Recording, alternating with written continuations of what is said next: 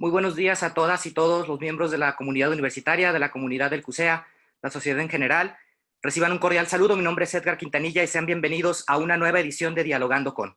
En nombre del CUSEA, le damos la bienvenida a nuestro invitado del día de hoy, al doctor Carlos Iván Moreno Arellano, coordinador general académico de innovación de la Universidad de Guadalajara, quien viene a platicarnos sobre el panorama y escenarios actuales de la educación superior en tiempos de COVID-19.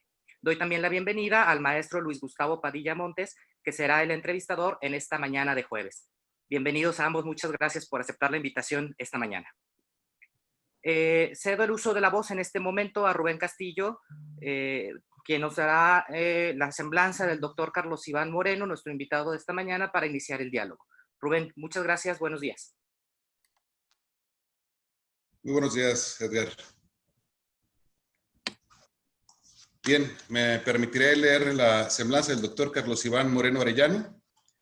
Él es licenciado en Finanzas por la Universidad de Guadalajara, es maestro en Administración Pública por la Universidad de Nuevo México y doctor en Políticas Públicas por la Universidad de Illinois, Chicago. Realizó estancias doctorales en la Universidad de Chicago, en Harris School of Public Policy y en la Northwestern University Kellogg School of Management. A nivel federal, se ha desempeñado como jefe de asesores de la Comisión de Educación de la Cámara de Diputados y como asesor del subsecretario de Educación Superior de la Secretaría de Educación Pública. A nivel internacional, ha sido consultor del Instituto Internacional de Planeamiento en la Educación de la UNESCO. Sus intereses de investigación se enfocan en la organización y la gobernanza de la educación superior, en las políticas educativas comparadas, y sus más recientes publicaciones de este año son el regreso del Estado en la educación superior en América Latina, reformas legales hacia un neoestatismo colegiado, en la revista Educación Superior de la ANUYES, Rethinking Institutional Strategies of Latin America University, y en la Journal International Higher Education. En la Universidad de Guadalajara ha sido coordinador general de Planeación y Desarrollo Institucional, coordinador general de Cooperación e Internacionalización y vicerrector ejecutivo. Es profesor investigador del Departamento de Políticas Públicas y miembro del Sistema Nacional de Investigadores. Actualmente se desempeña como coordinador general académico y de innovación de la Universidad de Guadalajara. Pues la bienvenida pues al doctor Carlos Iván Moreno Arellano. Muchas gracias. Para iniciar este diálogo, le cedo el uso de la voz al rector Luis Gustavo Padilla Montes. El tema que nos trae esta mañana de jueves para dialogar con el doctor Carlos Iván será educación superior en tiempos del COVID-19. Rector, buenos días, bienvenido y adelante con el diálogo.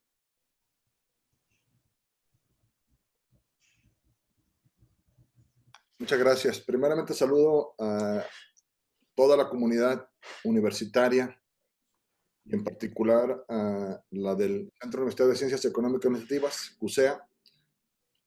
Obvio, me da muchísimo gusto estar en esta mañana con un amigo, un gran amigo, Carlos Iván, con quien hemos compartido desde hace muchos años, no solamente una amistad, sino además una colaboración. Y qué mejor espacio como si fuera una charla de café, ¿no? Se llama Dialogando con. Es una forma de tener una conversación muy cercana, muy directa, muy fuera de, sin perder la formalidad, pero pues en este espacio que nos dan la tecnología para hablar, para pensar, para repensar, para imaginar nuevos escenarios. Y con Carlos Iván, ahora que tenemos pues, agendas compartidas, él en la Coordinación General Académica y de Innovación, y con una trayectoria que ya la escucharon, muy, muy importante, y su servidor, que hoy tengo el honor y el orgullo de estar colaborando para impulsar la educación superior desde este centro universitario CUSEA, pues me remonta a aquellos días en los que Carlos Iván y yo prácticamente compartíamos la misma oficina. Estábamos los dos en la Cámara de Diputados, él como jefe de asesores, yo como secretario técnico de la Comisión de Educación Pública y Servicios Educativos, hace algunos años ya, Carlos Iván, con nuestro amigo, el diputado Tonatiuh Bravo Padilla. Y bueno, han pasado ya varios años, cada quien tomó caminos, digamos, no diría yo diferentes, ¿no? Nos fuimos por caminos, pero siempre con la misma visión, siempre con la visión de impulsar a Jalisco, impulsar a nuestro país, impulsar la educación, particularmente la educación superior. Él siguió el camino de irse después como asesor de un extraordinario subsecretario de Educación Superior, en paz descanse, don Rodolfo Tuirán, y luego regresó en un periodo de mucha producción intelectual en la pasada administración del rector Tonatiuh Bravo Padilla. Yo estuve 6 años remando en el gobierno del Estado, a cargo de la educación superior en Jalisco, en el ámbito gubernamental, y ahora nos vamos a encontrar. Y nos encontramos en un entorno muy complejo, en donde no solamente la educación superior está siendo fuertemente cuestionada sobre su presente y futuro, y no es de ahora. Digo, todos sabemos que desde ya hace un par de décadas, ¿no?, la presión ha estado sobre el futuro de la educación superior, y ahora en esta época en donde la epidemia provocada por el COVID-19 pues ha puesto a prueba prácticamente a todas las instituciones, a todas las organizaciones a nivel global, y en donde la educación superior sin duda no solamente es factor de transformación, sino que la educación superior es el factor de la transformación por sí mismo. Entonces, hay una doble perspectiva que hay que revisar. Por un lado, para poder salir, se dice que para poder remontar esta crisis, que si bien es una crisis de salud, pero va acompañada de una crisis económica, una crisis social, una crisis, ¿no?, de esta circunstancia, de una nueva realidad a la que nos enfrentamos. Lo cierto es que especialistas aseguran que para poder lograr este efecto multiplicador de la economía, pues es precisamente el rol de la universidad como tal. Pero también, por otro lado, se cuestiona que la universidad, para que pueda transformarse, para que pueda tener el impacto social, pues debe también de pasar por un cambio. Entonces, Carlos Iván, nos gustaría escuchar tus reflexiones sobre cuál es el presente y el futuro de la educación superior en lo general, en tu experiencia. ¿Cómo ves a la educación superior en este entorno global? Para después, si me lo permites, entrarle un poquito más a detalle sobre cuáles son el panorama de la Universidad de Guadalajara en este contexto. Así que, adelante. Muchas gracias, rector Gustavo, Edgar, Rubén y a toda la comunidad del CUSEA y quienes nos ven y nos escuchan de la comunidad universitaria en general en la Universidad de Guadalajara. Bueno, primero, pues realmente felicitarte, Gustavo, por esta iniciativa, por muchas otras, pero en particular lo que nos ocupa el día de hoy es estos diálogos, porque efectivamente este formato de café, este formato de charla relajada, más conceptual, me parece una muy buena iniciativa. Francamente la celebro y pues muy contento de estar aquí compartiendo con ustedes de esa manera más relajada, pues algunos puntos de vista o algunas opiniones sobre pues cómo veo yo el panorama como académico primeramente y también después como directivo en la universidad.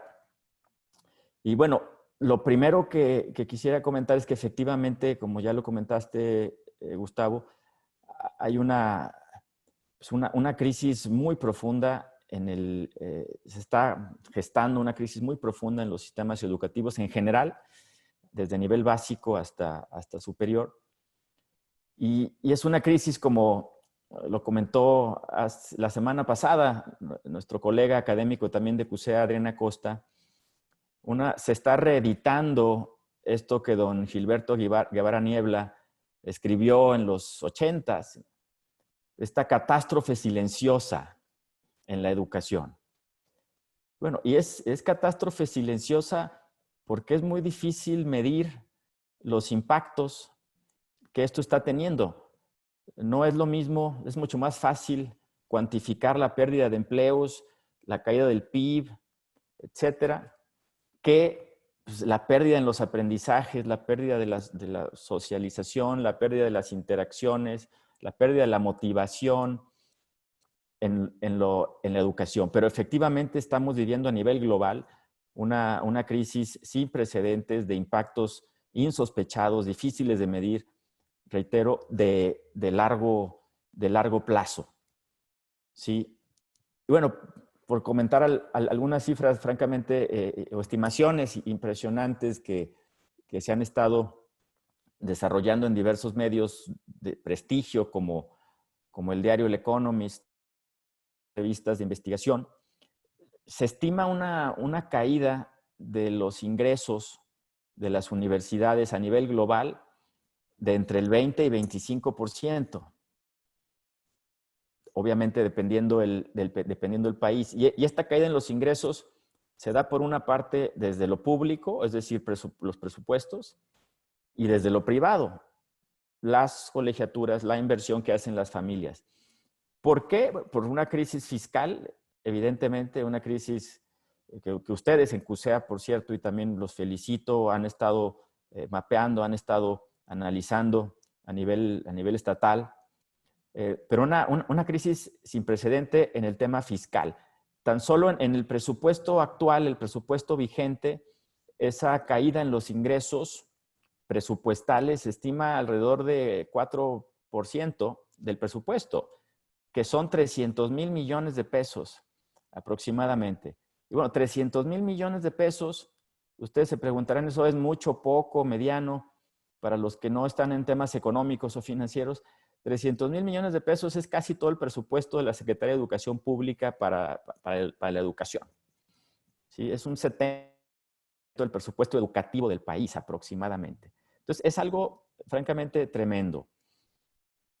Y eso es este año, que de alguna manera se podrá compensar. Para el próximo año, pues sí, estamos todos con los dedos cruzados en las universidades para que no sea una crisis, para que la caída en los ingresos presupuestales no sea relevante. Esperemos que se pueda sortear de alguna manera. Y el otro tema, por parte de los ingresos privados, es lo que tú comentabas, rector. Es decir, esa segunda ola de desconfianza hacia las universidades, de desconfianza en cuanto a su impacto, en cuanto al impacto que tienen las universidades en el desarrollo social, en el desarrollo económico, en la movilidad social de los estudiantes. Entonces, como nunca antes o como hace mucho tiempo no estábamos bajo la lupa, por así decirlo, a nivel global, con esta pues, escepticismo de muchos sectores sobre el costo de la educación superior, sobre todo, y los impactos de la educación. Incluso antes de la pandemia, el Instituto de Estudios Fiscales de Reino Unido hizo un estudio muy interesante, muy pesimista, que dijo que alrededor del 40% de los estudiantes en universidades inglesas les hubiera ido mejor profesionalmente si no hubieran ido a la universidad. 40%. Es decir, que lo que ellos están pagando a la universidad, ¿sí?, es mayor que lo que ellos están recibiendo del mercado, de la empresa, teniendo un título universitario. Son cifras dramáticas, previas a la pandemia, reitero. Entonces, ¿a qué nos obliga esto ya del lado más optimista, más positivo? Nos obliga a una transformación profunda, paulatina, y a estar día con día demostrando cada actividad que estemos desarrollando en las universidades, demostrar su impacto social, demostrar su impacto académico, demostrar lo que realmente las universidades, la importancia de las universidades a nivel global, que es mucha, es fundamental, es indispensable, pero está en duda. ¿Sí? La propia revista Economist habla de ya la era dorada de las universidades se acabó. Digo entre comillas, porque no sé si en México la ha habido una era dorada en donde realmente se le invierta a las universidades lo que realmente sería necesario para el desarrollo nacional. Pero bueno, son momentos difíciles a nivel global, obviamente a nivel nacional y local, pero esto pues nos obliga, como toda crisis, pues a acelerar procesos de transformación que ya eran necesarios, que ya estaban en marcha, pero lo que tenía un horizonte de 5 a 10 años, pues se ha vuelto un horizonte de 5 a 10 meses para esta transformación en los sistemas educativos y las universidades. Y hay temas muy, muy específicos, y con esto pues, concluiría esta parte, esta pregunta inicial o esta reflexión inicial, que en temas el principal reto que hemos enfrentado, que estamos enfrentando, es sin duda el de la equidad en los sistemas educativos. Ya la SEP la semana pasada informó sus estimaciones iniciales, que son francamente dramáticas también, que en educación básica ya hubo un abandono en el ciclo escolar vigente, el 2019-2020, hubo un abandono del 10% de las niñas y niños. Esto es 2.5 millones de niñas y niños que ya no están en seguimiento a la escuela. Es decir, que ya están fuera del sistema educativo de primaria y secundaria. Y en educación superior, la estimación de la propia SEP es del 8% de abandono. Son alrededor de 305,000 estudiantes. Muchos de ellos, y aquí está la parte dramática, muchos de ellos ya no van a regresar al sistema, ya no van a volver al sistema educativo. Se perdió su oportunidad, una de las únicas oportunidades, o quizás la única o la más importante, oportunidad de movilidad social. Sobre todo, por supuesto, en las familias de bajos recursos, las familias más pobres, con bajo capital cultural, que no pueden replicar las enseñanzas de la escuela. La escuela, el aula de clases, el centro universitario, el campus,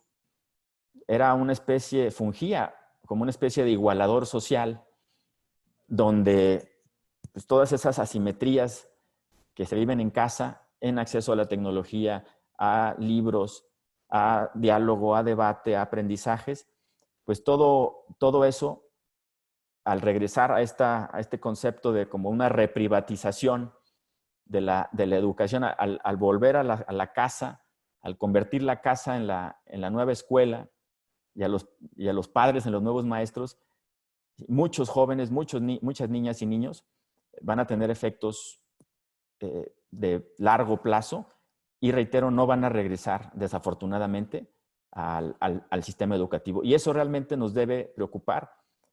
Yo siento, con esto cierro esta parte, siento que no se percibe un sentido de la urgencia que esto realmente tiene.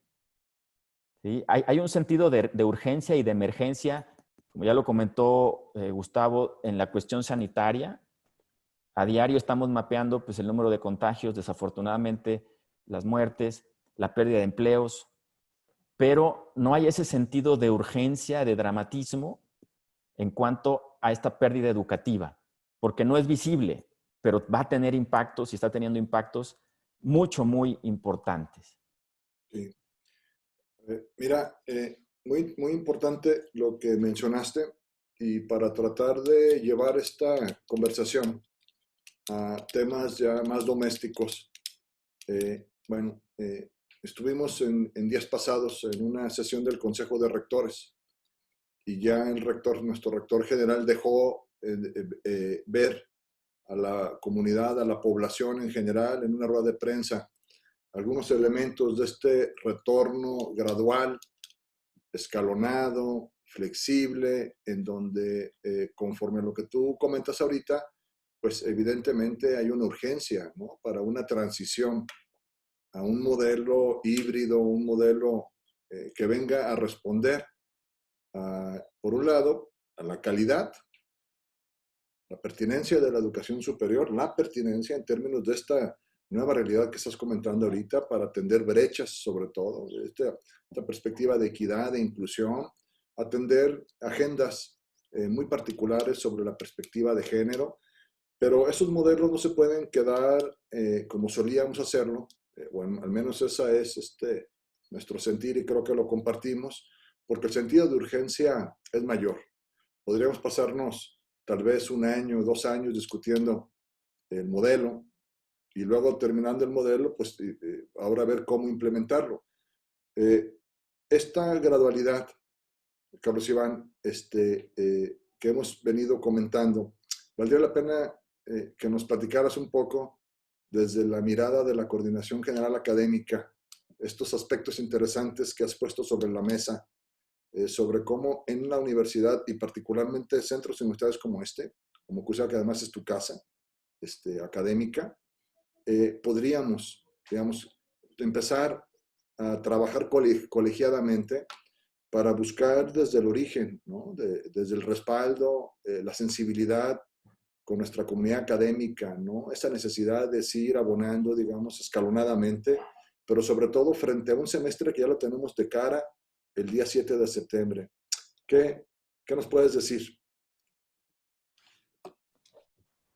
Bueno, como bien comentas, Gustavo, ya nuestro rector general en diversas ocasiones, en rueda de prensa de antier y en otros foros, pues sí ha comentado y ha reiterado, incluso obviamente en el Consejo de Rectores, pues la importancia de ser muy cautelosos en este regreso. ¿Sí? Como bien lo dices, pues se planea, aunque todavía pues, el Consejo de Rectores como máximo órgano de planeación está definiendo ya paulatinamente algunos de los lineamientos ya más específicos, pero lo que es prácticamente un hecho por las condiciones epidemiológicas y por pues la mesura que debemos y la cautela que debemos tener como universidad, como la segunda universidad más grande del país, pues sí, este inicio es inminente que sea a distancia, en línea. ¿Sí? Pero evidentemente esta crisis, como decía hace un momento, pues sí nos está acelerando procesos de cambio que ya se venían discutiendo desde hace meses, incluso tú y yo desde que estabas como subsecretario, responsable de la educación superior del Estado, habíamos platicado de algunos de estos retos y habíamos desarrollado algunas agendas. Ahí lo que quisiera comentar es que una de las riquezas de la Universidad de Guadalajara, que son muchas, una de las riquezas de esta gran innovación que fue la red universitaria, es precisamente que de manera natural los centros universitarios se estén desarrollando como laboratorios de innovación. ¿Sí?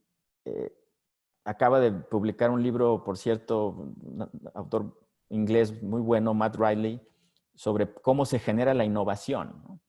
Y lo que él concluye, cosas que quizás ya sabíamos, pero lo narra de manera muy vívida, es que la innovación generalmente se da en el caos, en una especie de desorden, de espontaneidad, pero cuando hay una visión muy clara. Entonces, me parece que los centros universitarios, CUSEA, que es donde estamos actualmente compartiendo, sí están generando distintos mecanismos para afrontar esto, el modelo híbrido, el aula invertida, el B-learning, el presencial enriquecido. En fin, hay distintos modelos y eso quizás para algunos pudiera ser, o sea, hay quienes pugnan porque tengamos un solo modelo estricto, rígido, para toda la universidad. A mí me parece que eso sería como atar a esa creatividad, esa innovación que se da de manera natural, espontánea, en las interacciones en los distintos centros universitarios. Y yo creo que eso sería un error. Me parece que el papel de la administración general, como lo ha mencionado el rector en diversas ocasiones, el rector general, pues es definir una política clara, una visión muy clara y permitir y fomentar incluso que los centros puedan desarrollar sus propias innovaciones. Esto es muy importante porque de esa manera incluso reduces el riesgo de toda la institución, que puedes pilotear algunas iniciativas que algunas podrán fallar, sin duda, esa es la naturaleza de la innovación, pero muchas podrán ser exitosas. Si lo implementas a nivel general, puedes fallar en todo el sistema. Entonces, esto que el teórico Nassim Nicholas Taleb le llama la antifragilidad, me parece un concepto bien interesante, cómo esos sistemas que están flojamente acoplados se vuelven antifrágiles, no se rompen tan fácil porque tienen distintos puntos de convergencia. Entonces, vamos, es una gran oportunidad de transformación y me parece que una de las preguntas que me habían anticipado para este diálogo era sobre el modelo híbrido, ¿no? El modelo híbrido, que ahora todo mundo hablamos de él, ¿sí? Como la gran solución, y sin duda es un concepto poderoso, pero ese modelo existe desde hace 20, 25 años. Es decir, se ha hablado del modelo híbrido desde hace al menos 20 años, desde principios de siglo.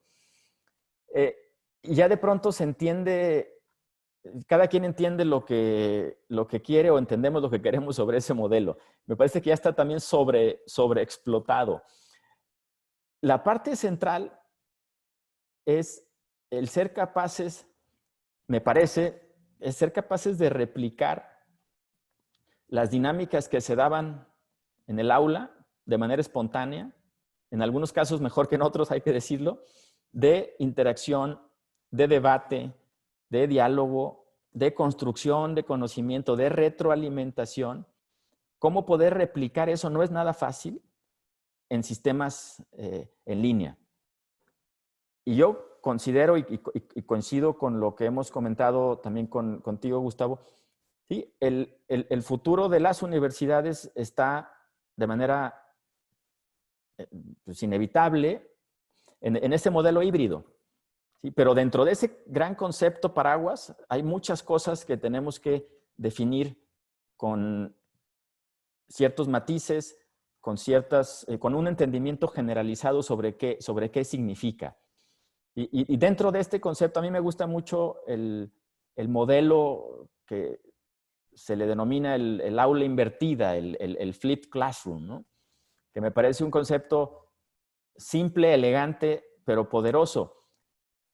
Es decir, de poco nos sirve si vamos a tener una presencialidad limitada, paulatinamente, en algunos momentos quizás esperemos que se den las condiciones de sanidad, de salud en los próximos meses, pero si vamos a tener un modelo de presencialidad limitada, paulatino, gradual, de poco nos sirve que esa presencialidad la utilicemos para solo escuchar la cátedra de un profesor o una profesora. Es decir, esta posible presencialidad en algunos momentos, que está por definirse cuándo, cómo, hay que utilizarla en grupos pequeños para el diálogo, para el debate, para la interacción rica, para la participación, para realmente que los estudiantes construyan se enganchen en este modelo de aprendizaje activo. Porque si vamos a utilizar eso para replicar solo las mismas prácticas de cátedra, donde solo el estudiante toma nota y el profesor es el que dicta, me parece que estamos perdiendo una gran oportunidad. Entonces, este modelo híbrido es realmente, debemos tener la capacidad de identificar que lo más importante es la interacción, lo más importante es que se genere esta comunidad, debate, pensamiento crítico, creatividad, ¿sí? Y que lo demás, lo que pueda, si me permiten la expresión, lo que podamos empaquetar en MOOCs, en cátedras masivas, en videos, en los propios documentos, lecturas, que esas se pueden llevar a cabo desde en el iPhone, en el móvil, en la tablet, en YouTube, en la biblioteca. Entonces, ese es el cambio que me parece fundamental en el paradigma, ¿sí? El no pretender replicar la cátedra en modelos eh, en presenciales y en línea. Sí. Bien, no, ahí también, lo comentaste al principio, hay una gran preocupación y también ya lo señalamos sobre los efectos de la pandemia y la crisis económica previa y las condiciones socioeconómicas de la población universitaria. Comentábamos que un gran reto en este modelo híbrido, en este modelo, está más basado en un paradigma, digamos, de una sociedad distinta donde los roles los cambiamos. El rol del docente en México, pues, al rol del docente en Inglaterra. Pues en Inglaterra tú vas a una conferencia, a una masterclass, y después haces seminarios y haces otro tipo de actividades, pero tiene que ver con un sistema educativo, tiene que ver con una cultura, tiene que ver ya con una formación desde la educación primaria, en donde a los niños desde prácticamente en el primer periodo de educación, pues ya están haciendo ensayos, ¿no? Ya están haciendo pensamiento crítico, ya están haciendo, y en donde pues traemos nosotros un rezago educativo, formativo muy grande, que yo creo que es muy, es posible, pero o sea, el cambio que podemos hacer en la universidad para transformar, digamos, esa capacidad de un individuo, de una persona, para hacer a un proceso educativo activo, ¿no? A pasivo. O sea, hay una serie de elementos que no nos permiten transitar en automático, sino que tendremos que ir, digamos, trabajando. Y bueno, ya el igualador social que tú señalas y que hemos platicado mucho, ¿qué tanto margen tiene verdaderamente un estudiante en condiciones precarias, socioeconómicamente hablando, para en un tramo relativamente corto de formación universitaria, pues poder hacer una transformación, ¿no? Ahí hay un gran reto. Yo he visto casos, he visto modelos, he visto con la innovación, precisamente como tú lo comentas, en donde es claro que sí se puede, y no exactamente en los modelos universitarios, Carlos Iván. Por ejemplo, yo recuerdo estas iniciativas de instituciones, no voy a mencionar ninguna para no caer en el error, en donde sí, más bien no son tanto carreras, sino son programas de transformación de los individuos, en donde entran a procesos en donde una persona que viene derivada de una brecha económica, de una brecha social, marcada por la pobreza, por la exclusión, por la segregación, se le generó un programa integral, y no es precisamente una carrera, en donde más que un sistema educativo, hay un ecosistema de aprendizaje con un entorno muy ligado a los factores económicos y sociales del entorno en el que se desenvuelve. Entonces, esos modelos dejan de ver, uno, a la universidad de manera endógena, ¿no? Sino más bien se abren a entornos de aprendizaje más en ecosistemas de aprendizaje, en donde la ciudad misma se convierte en un entorno. La empresa, los espacios, cualquier lugar es lúdico para un aprendizaje activo y para poder aplicar ese conocimiento en una solución, en resolver un problema, una problemática.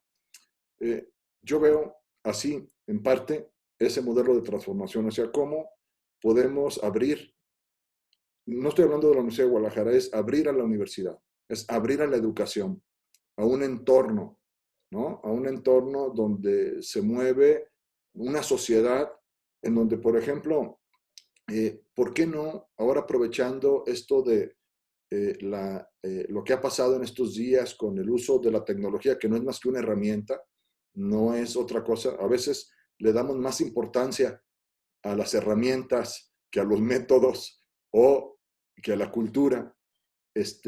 Pero en este entorno, creo que hay mucho que hacer. Carlos Iván, tú sabes que he estado muy dedicado en los últimos años más a tratar de entender a la universidad desde su contexto económico, social y político, incluso pues, en actividades de política pública y de acción. Creo que ahí tenemos mucho que hacer como mancuerna en la parte académica, pero también en la parte directiva. ¿Tú cómo te imaginas, digamos, los primeros pasos? O sea, voy a ponerlo más claro. En CUSEA, pues obviamente tú sabes que, aunque a muchos no les gusta lo que voy a decir, pero yo creo que CUSEA es hoy por hoy el centro universitario de referencia de un modelo muy innovador. Falta mucho por hacer, pero tenemos todos los cimientos para ello. ¿Por qué?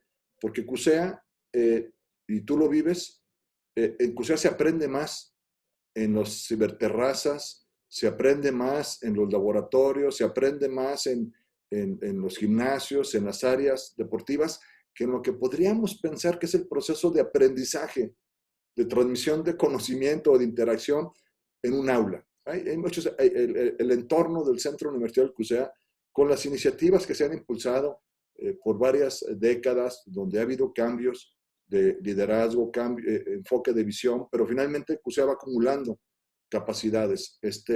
¿Cómo te imaginas tú esos campus del siglo XXI y cómo te imaginas a CUSEA en un momento dado en este entorno que también lo hemos platicado en lo privado, pero ahorita podemos decir aquí a nuestra audiencia, ¿no? ¿Cómo nos imaginamos ese nuevo entorno educativo? Bueno, ¿por dónde empezar? De alguna forma, como lo comentas o lo preguntas, Gustavo, realmente sí, los retos son tremendos y creo que la principal reflexión que yo podría poner aquí es que lo hagamos, esto es necesariamente paulatino, sí, es una transformación, como bien lo dices, cultural, ¿sí? No solamente de tecnología o no solamente de modelo académico, sino realmente es una transformación de la forma de definir la relación el profesor con el estudiante con el estudiante, el profesor con el profesor.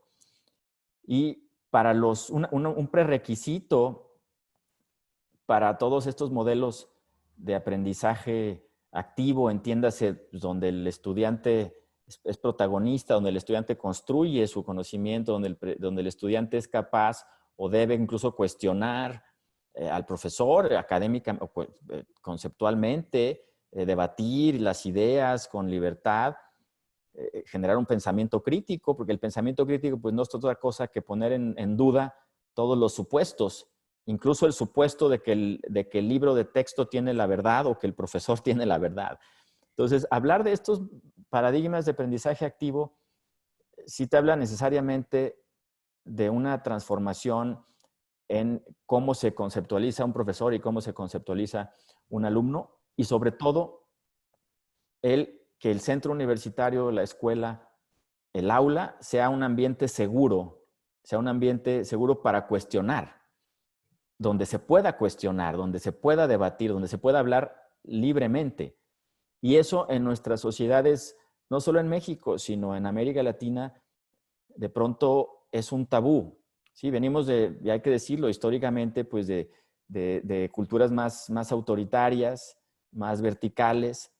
Entonces, esa es la parte más difícil.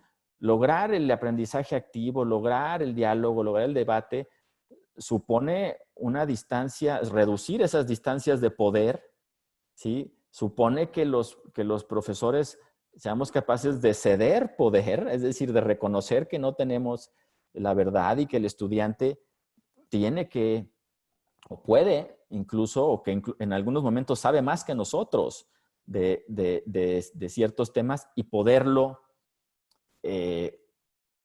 expresar en un aula de clase o fuera. Sobre cómo avanzar, yo soy, me gusta mucho el ámbito, igual que a ti, Gustavo, de las políticas públicas. Sí, me considero ahí apasionado en el tema de políticas públicas, en lo académico.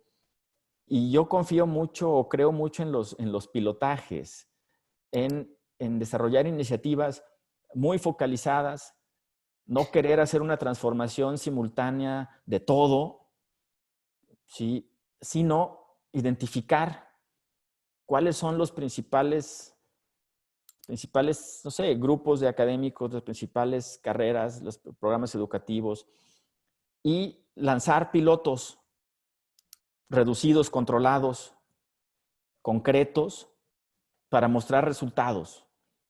Y una vez que se muestran esos resultados positivos, pues empiezan a replicar, y esos pequeños cambios tienen la capacidad de generarnos otros cambios y empezar a cambiar, valga la redundancia, ya estructuras desde abajo, desde esta espontaneidad, pero sí identificar, que yo creo que es el reto que todos tenemos en una universidad, en universidades tan grandes, ¿sí? Tan fuertes en muchos ámbitos, pero el ser capaces de identificar iniciativas concretas donde se puedan mostrar los éxitos. El rector general lo ha dicho en distintas ocasiones y coincido, el reto es demostrar pequeños éxitos. Si logras demostrar pequeños éxitos, a lo mejor no vas a transformar todo el centro universitario, no vas a transformar toda la universidad o todo el CEMS, pero demostrar pequeños éxitos es muy poderoso como mensaje de que sí se pueden hacer otras transformaciones mucho más ambiciosas y se van dando de manera natural. Me parece que ese es el reto y bueno, coincido. Creo que CUSEA tiene muy buenas condiciones de todo tipo, desde infraestructura, sociales, en fin, para el poder, como lo ha hecho, ¿no? Para poder consolidar, fortalecer estos pilotos y mostrar éxito y que esto se pueda replicar. Y bueno, muchos centros están haciendo este mismo proceso de experimentación, pero el reto, y lo digo ya desde la administración general, es poder identificar esos consensos mínimos a nivel macro de hacia dónde, con esta crisis, hacia dónde debe transitar la universidad. Y en lo académico, a mí no me queda duda que tenemos que avanzar hacia mecanismos, metodologías, paradigmas de aprendizaje activo, muy bien entendido, de modelos híbridos, muy bien entendidos, adaptados a nuestra realidad y sobre todo que también es parte de las premisas o lo fundamental para todas esas transformaciones en el ámbito educativo, el poner como fin, objetivo, meta última, el éxito de los estudiantes. El éxito en los aprendizajes, el éxito en sus trayectorias, porque de pronto, y soy autocrítico, de pronto pensamos que el éxito pues ya depende, el éxito académico depende de cada estudiante, y el que le va bien pues es porque hizo bien la chamba y el que no pues porque no la hizo. Y perdemos de vista que los responsables del éxito académico somos los profesores y es la institución en general, somos la universidad. ¿A qué nos lleva esto? Pues bueno, hemos visto todos en muchas universidades que de pronto el éxito de una clase exitosa es la que reprueba más, ¿no? Entonces, el reprobar al 60% quiere decir que la clase es muy buena, que el profesor es muy bueno. Eso me parece que tenemos que transformarlo de raíz. Es al contrario, el éxito de una clase, el éxito de un profesor no es a ver quién el que repruebe más.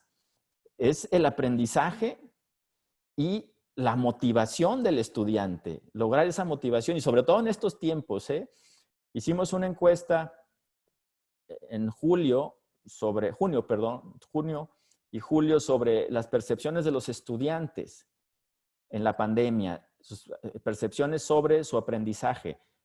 Y diría 3 cosas de manera muy sintética. Los estudiantes reportan que tienen un alto nivel de estrés, que aprendieron menos, ¿sí? Y en lo positivo reportan mucho entusiasmo de sus profesores. Es decir, sus profesores hicieron todo lo posible en este proceso de adaptación, ¿sí? Pero también, reconociendo ese gran entusiasmo, los estudiantes afirman pues, que la universidad sí tiene mucho que mejorar, y coincido plenamente, tenemos mucho que mejorar en esta transición hacia los ambientes virtuales. Pero todo gira alrededor de que y esto no es innovación, es más bien voltear, rescatar prácticas que quizás no habíamos enfatizado tanto. Regresar a esa noción de que lo más importante es el éxito estudiantil. Sí, sí.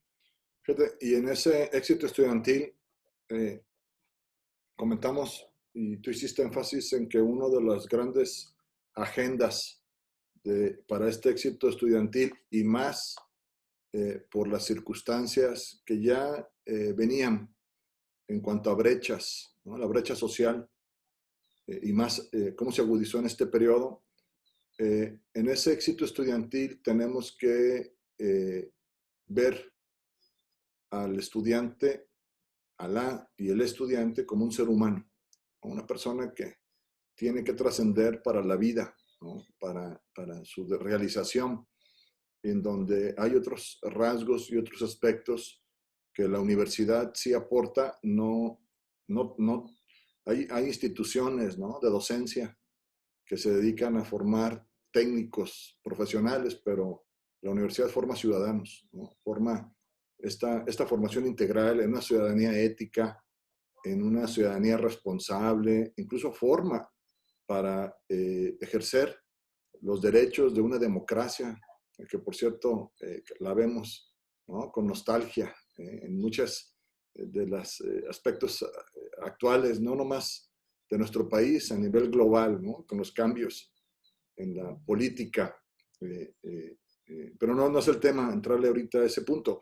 El tema central es en esa formación integral de una persona, en donde vemos esta gran necesidad de atender a una comunidad que va a regresar. Yo lo decía ayer en una sesión de instalación de un comité que va a estar trabajando para el retorno del semestre y tomar decisiones de manera colectiva, ver desde varios puntos de vista cómo podemos iniciar el semestre en línea, pero también cómo ir desdoblando estas medidas para atender sobre todo a esta generación que viene con una afectación muy fuerte, como ya lo comentabas, desde el punto de vista psicológico, ¿no? Si vemos la posición socioeconómica o la economía de las familias en las que está la mayoría de esta población, y si vemos los indicadores económicos donde ha habido una pérdida, llevamos casi 100,000 empleos reportados por el IMSS perdidos.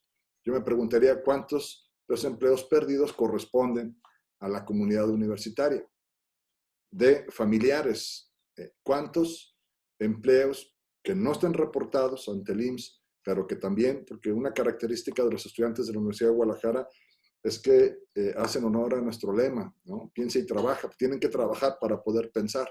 Esa es la realidad. Un segmento muy importante de nuestros estudiantes, pues tienen que trabajar y ahora no hay trabajo. Simplemente, además, porque muchos de los empleos que ellos ocupaban o las actividades que ellos desarrollaban, pues eran sectores más informales, ¿no? Que ahorita, pues con esta condición de confinamiento, de no esenciales y el proceso de apertura económica, pues es evidente que un número de jóvenes todavía no se integran formalmente a la nueva economía, porque no hay consumo, no hay. Entonces, vemos claramente que hay efecto de tipo psicológico por la pandemia. Vemos que hay un efecto económico muy fuerte y además de todo otros de los aspectos que están impactando, lo hemos platicado mucho. Tú sabes que aquí en CUSEA hay una fuerza muy grande sobre la perspectiva de género. Aquí no está la cátedra, UNESCO. Hemos platicado con la doctora Rosa Rojas, con Elia, ¿no? Toda esta situación de todo el rezago que hay en cuanto a la mujer y su acceso.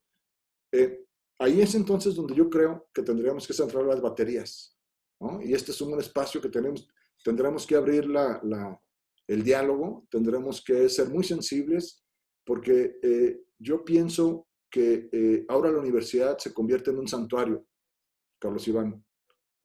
Se convierte en un refugio para poder atender, digo, sin ser la función sustantiva, pero también atender esta perspectiva de la salud mental, de la salud. Y también el rector lo dijo y tú lo comentaste en un momento, ¿no? Tenemos que tener capacidad para que el docente, ¿no? La docencia como tal, se convierta en una parte, en esta perspectiva de tutoría, en esta perspectiva de estar viendo cómo está desde, no solamente en la parte cognitiva o de aprendizaje, sino también la parte socioemocional. Ahí, ¿cuál es tu perspectiva de cómo abordar la parte socioemocional de nuestra comunidad? Y no nomás de los estudiantes, también de la comunidad, de los trabajadores, que ahorita estamos en guardias, todos los demás trabajadores están trabajando desde casa, el personal académico, que damos por sentado que tiene resuelto la vida, pero en una parte seguramente tiene ahorita también una afectación más allá de la pandemia. ¿Qué reflexión podrías hacer tú desde esta perspectiva? No, mi reflexión es coincidir al 100% contigo, Gustavo, en el sentido de que pues no vamos a lograr todos estos ideales de poner al estudiante al centro del aprendizaje activo, todo esto que aparentemente es una innovación, no lo vamos a lograr si no tenemos estudiantes y profesores motivados, ¿sí? Motivados con entusiasmo y con un sentido de esperanza. Me gusta el concepto que planteas de un centro universitario como santuario, una escuela como santuario. Efectivamente lo es. Mi reflexión aquí es que sí tendríamos que redoblar los esfuerzos o reposicionar. Digo, dije hace unos momentos poner al estudiante al centro, ¿sí? Que debería ser la misión de toda universidad, pero de manera paralela tener una atención mucho más cercana con nuestros profesores. No podemos aspirar a lograr esos objetivos si tenemos profesores que no están motivados, que no tienen entusiasmo, además de todos los problemas que ya mencionaste y no repetiré, dentro de esa incertidumbre por la salud, por la economía, creo que sí nos obliga a estructurar mecanismos a nivel centro universitario, escuelas donde realmente sucede la actividad importante de toda universidad, de mandar mensajes muy claros a nuestros profesores, de tener, como lo ha dicho el rector general y tú mismo, flexibilidad, mucha empatía dentro del marco de lo posible, que es mucho. Y me parece que si logramos comunicar este mensaje, motivar de mejor manera a nuestros profesores, ¿sí? Inyectar este entusiasmo ante la crisis, me parece que eso puede y debe reflejarse en también que ellos puedan tener esta empatía que la han tenido, la han mostrado durante el semestre pasado con los estudiantes. ¿Sí? Y es una también de las grandes ventajas de la Universidad de Guadalajara en tanto modelo de red, que las comunidades están más cercanas. ¿Sí? Es decir, la administración general, pues tratamos de trazar ciertas líneas generales de visión, políticas amplias, pero pero el contacto con las comunidades, donde sucede lo importante de la universidad, reitero, pues se da en los departamentos, en las divisiones, en las rectorías de los centros universitarios. Entonces, yo creo que es un muy buen momento de reforzar esas estrategias de socialización con los profesores, de cercanía con los profesores que existen en la universidad, por supuesto, pero el tamaño de la emergencia nos obliga a hacerlo todavía de manera más agresiva, más intensa, ¿sí? Procesos de inducción, de comunicación, de escucharlos, escucharlas. Sí, me parece que es un momento crítico para galvanizar a nuestra comunidad académica, ¿sí? Y imbuir esta motivación y entusiasmo para el inicio del semestre, independientemente de cómo pueda ir evolucionando el mecanismo de regreso una vez que las condiciones lo permitan. Y terminaría con una reflexión me parece que desde marzo que iniciamos que nos vimos obligados a esta transición, a esta pandemia, han pasado muchas cosas, digo, no solo han pasado meses, han pasado lustros en distintos, es algo ya pre y post. Entonces me parece que el 7 de septiembre que regresemos a las aulas virtuales, no podemos ser los mismos como docentes.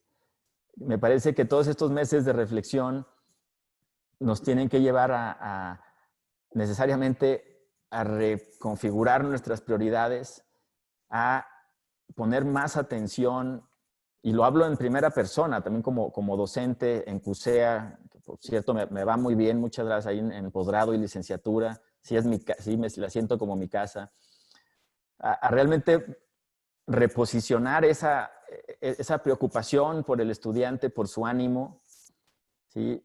Por su situación personal incluso, y eso va a generar mejores aprendizajes, va a generar mayor motivación, mayor aprendizaje, ¿sí? Mayor participación en los debates, en las clases. Entonces, me parece que necesariamente vamos a ser distintos, espero, ¿sí? Más nuestro papel como autoridades es encauzar y generar esos incentivos para que realmente eso se materialice y finalmente que eso sea irreversible, Gustavo, colegas, porque muchas de las cosas que estamos ensayando, que estamos impulsando, debemos de pensar que eso ya no debe tener vuelta atrás.